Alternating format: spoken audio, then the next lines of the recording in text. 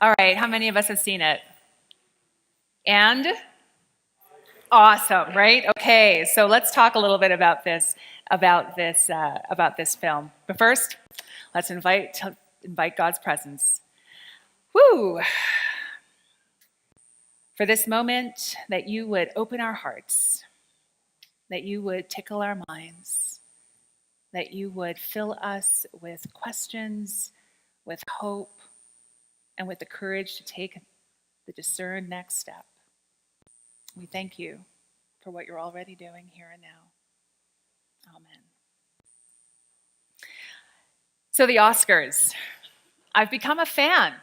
It really is something. I mean, it's reality TV unfolding. And this year, the lineup has been fantastic. And we have an amazing lineup of preachers and of films over the next 6 weeks in our Lenten series, starting with Hidden Figures. Next week, you'll hear about Manchester by the Sea, and the whole lineup is in the bulletin and online for you.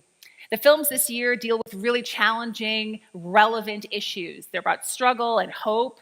They're grounded in reality, and some are also very fantastical and imaginative, but they're all about real themes of life.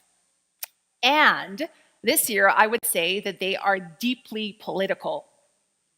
And indeed, the Oscar experience that Sunday evening was a political experience.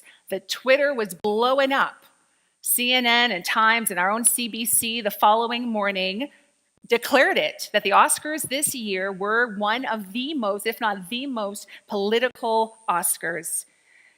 Whether it was folks wearing blue ribbons in support of ACLU, whether it was Emma Stone and others wearing logo of Planned Parenthood as a sign of protest and connection, whether it was the many comments about the travel ban, whether it was about wearing Lebanese or Iranian Muslim designers' wear as a statement of connection and solidarity, or Jimmy Kimmel hosting and his Twitter and his open dialogue with Trump via that medium, or the winners accepting awards on behalf of victims of police violence, brutality, racially motivated violence, or criminal injustice. This year, the Oscars were political,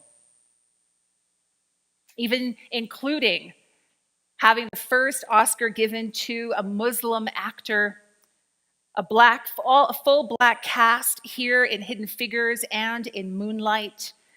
The Academy President Cheryl Boone was quoted as saying that tonight is proof that acting has no borders, that the art has no single language, and the art does not belong to a single faith.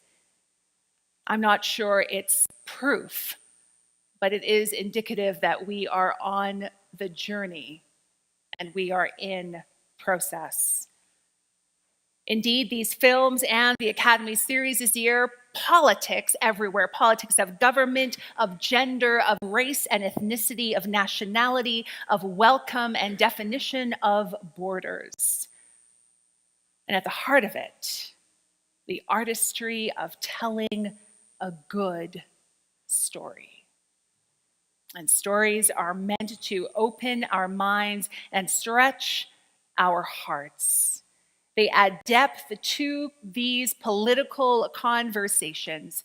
And sometimes the stories need to look back in order to highlight what is today and give us direction for what might be. We look back in Hidden Figures to 1961. And there at Langley in NASA, the National Aeronautics and Space Administration, we find an entire segregated wing, the West Wing of Black computers. That's what they were called. I heard it in the film and my ears peaked up. Hold on, are they allowed to use that language? It's 2017, but that was the day. Black computers.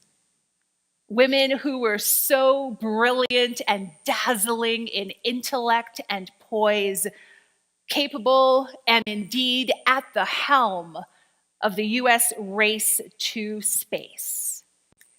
And the story highlights 3 real-life women. These are not fictional characters. These were women who helped make it happen, starting with Katherine Johnson, the brilliant theoretical mathematician. Dorothy Vaughan, who was at the forefront of learning one of the first computer coding languages for IBM and taking NASA to the next level. Mary Jackson, who was a part of creating the heat thermal protection. She was an engineer. Oh, I loved this movie. So many things to appreciate about it. The brilliant intelligence, the engineering, the computer design, the innovation, the enterprising spirit of these women, their pursuit of excellence. Their pursuit of excellence. And all of these things happening within a context of struggle that was undeniable. Colored bathrooms, not in the building where Catherine was working, but several buildings away, crossing in heat and in rain in order to use the bathroom because the building she had been assigned to did not have a bathroom with her appropriate label. A context of national segregation and fight for civil liberties. I looked at this movie along with you and I shook my head and thought, my God, really? Really? I had the WTF face on almost the whole time. We haven't done enough. We're not doing enough. We're a long way off. I felt the pain in this story with these women. I dare call them sisters. This both and of celebration for their resilience and what they were able to achieve in the midst of that polluted, toxic context, and the breaking of my heart and my wailing alongside them for the injustice that they endured, and many still do today. There's a word for this I learned in our worship planning meeting, the brutality of it and the beauty of it. Brutiful. It was a kind of brutiful film, filled with so many nuances. The prejudice that was a part of that story. You know, we all have them, prejudices, biases, assumptions. We don't come into the world with them, but we are taught them quickly. Malcolm Gladwell talks about thin slicing a situation. We use data and information that we've experienced in our life before each moment to make a decision about the moment before us. Informed decisions, some of them layered with judgments, not because we know someone, but because we think we know something about them. We all have prejudices. But the film unveiled that there are prejudices and then there's something called discrimination. This acting out in a way that pulls another down, inspired by the prejudices we have. When we use the power and the agency, the privilege that we have in order to act out on those prejudices in a negative impact to another, we're participating in discriminatory action. Discrimination is a part of our choosing on the path also. We can opt in and we can opt out. The film, though, took us to the next level of this trajectory and wasn't shy about the reality of what happens when prejudice grows into discrimination and then grows into a system of discrimination and a network of systems, and we call that racism. I said it from the pulpit. Racism exists.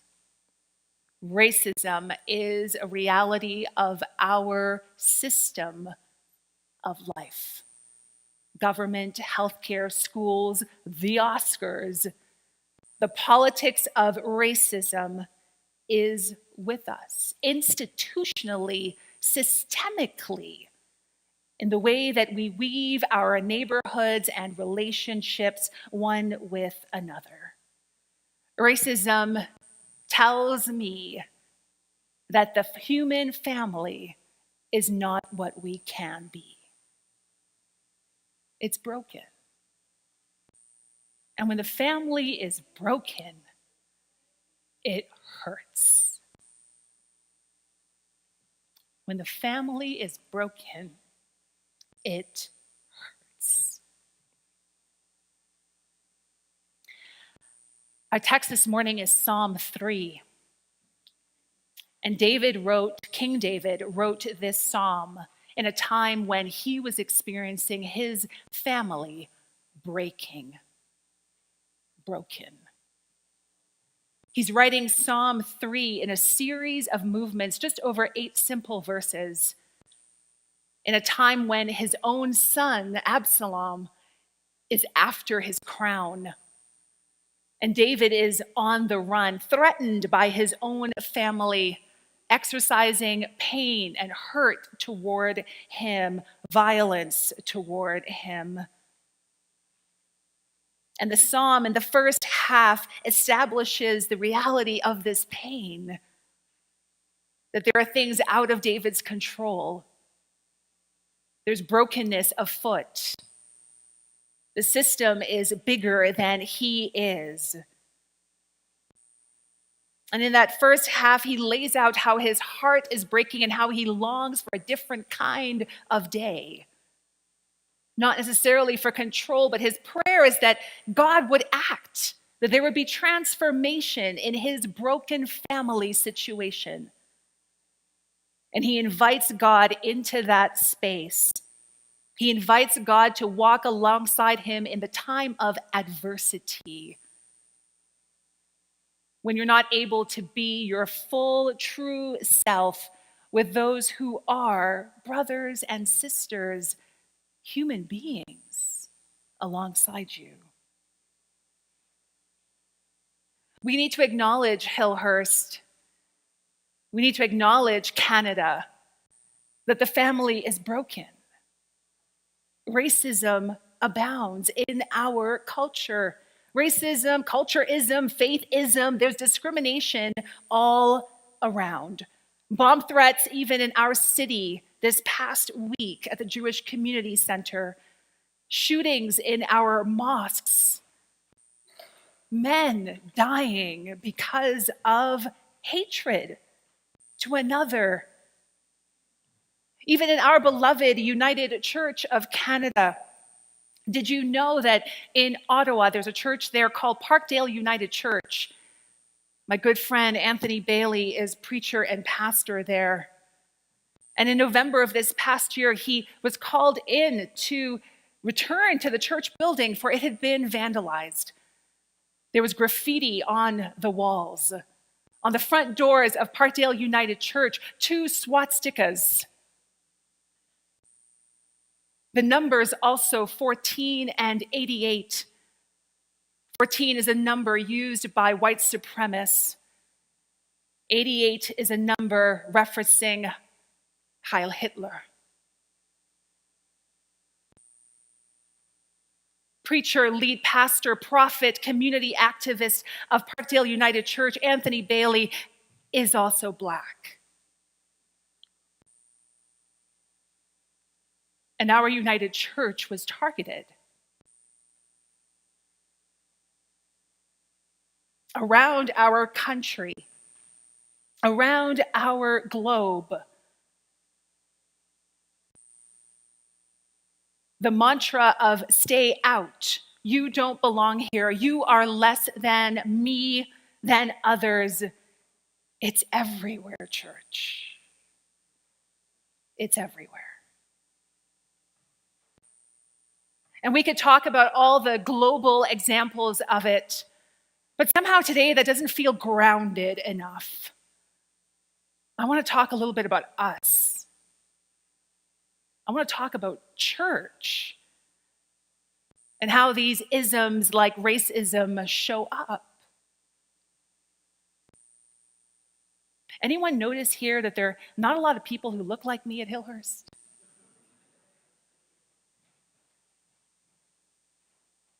Did you know that the United Church of Canada has had over 100 years of connection with brothers and sisters in the Pan-African, the diasporic African communities, which includes people like me from the Caribbean, people from the mother continent, West, East, North, and South Africa, from around the world. Pan-Africans exist. Did you know that there are more than 2,000 ordained clergy within the United Church of Canada, active and retired combined? But there are currently less than 30 ordered ministers in our denomination who would self-identify as Pan-African. I get counted twice because I'm Blasian. My father is Chinese ancestry and my mother African ancestry. Throw some Arawak indigenous in there and some Portuguese and some Scottish, and there's me. I'm counted twice as one of the Asian ordered ministers and one of the African diasporic ministers. 30 out of 2,000. That's not the face of Canada.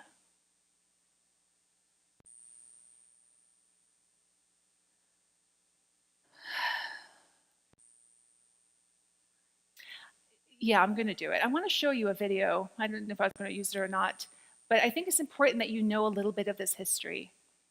It's just 2.5 minutes. It's from the United Church. And it's a little bit of information sharing about your church and about the Black constituency of your church. I feel in some ways that I made an error. I failed in some way because Black Heritage Month at Hillhurst came and went. It was February, and I didn't raise my voice, but I didn't hear anyone else raise their voice either. But I'm glad that we get to celebrate diversity no matter the month. And I think you need to hear this and know this about your church.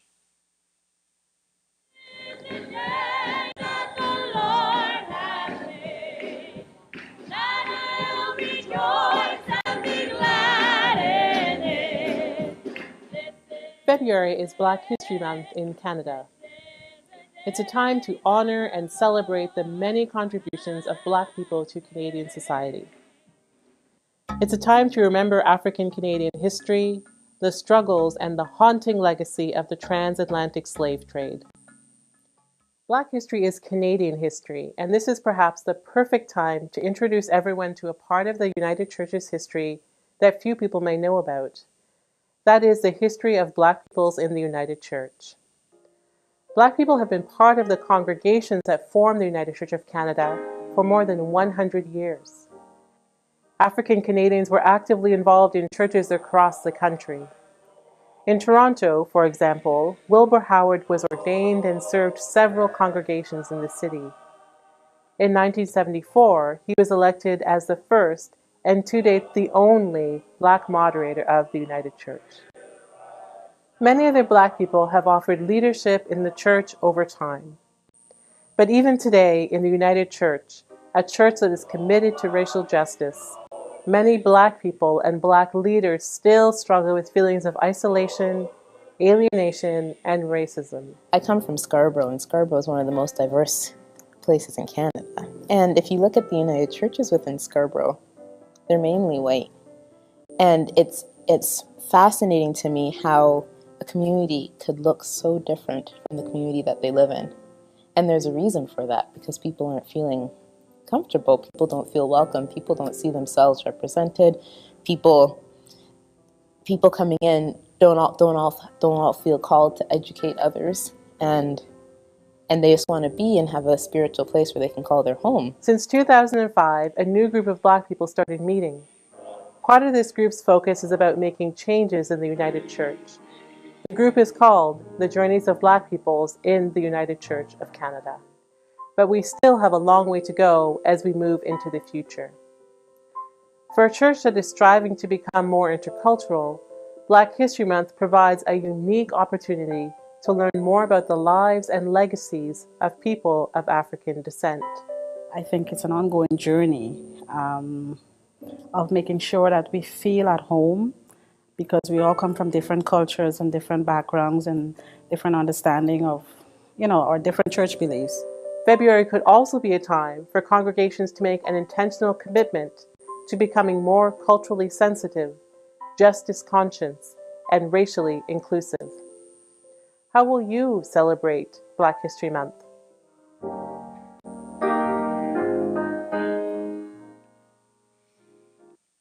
Good.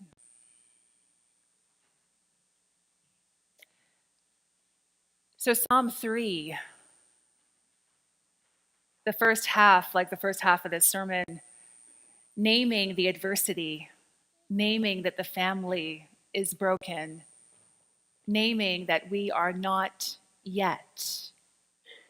And then there's a turn in the psalm, and you may have heard the phrase used in the reading, where David says to God, blesses God and invites God to start working by saying, rise up, O God. Rise up and make tomorrow different than today. Rise up in me. Rise up in my situation. And so there's a flip, as there is with the good news stories, with the gospel, as there was in the movie Hidden Figures, where we saw hope and poise intersect, where resilience and stamina came together. And these women rose to the occasion over and over and over again, leaning into their faith community, leaning into their friendships, leaning into their relationships with colleagues, rising up to say, I'm at the table, rising up to say what was in and what was out, what was negotiable and non-negotiable, rising up to speak to the government of the day, to the judges of the day, to their employers of that day. It starts with a person taking a stand.